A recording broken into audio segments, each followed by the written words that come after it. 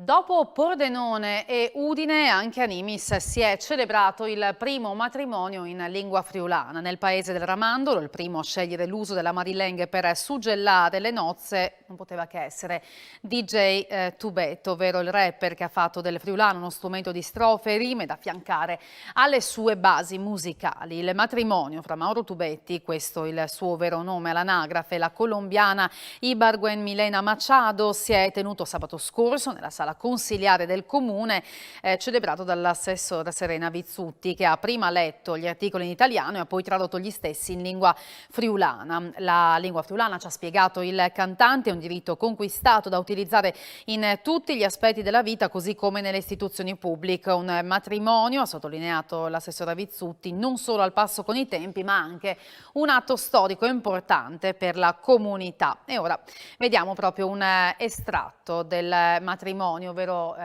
l'annuncio e la pronuncia dell'atteso "sì, lo voglio". Lui, signor Tubetti Mauro, Isa contendi che fa come femmine la chi present signore Ibargüen Machado Sandra Milena? Sì, un errore.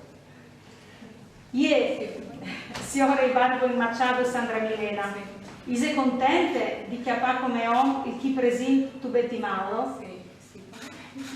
La comari e il copari anzitutto? Sì.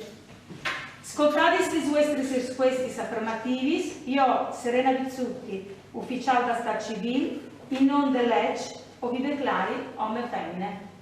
Grazie.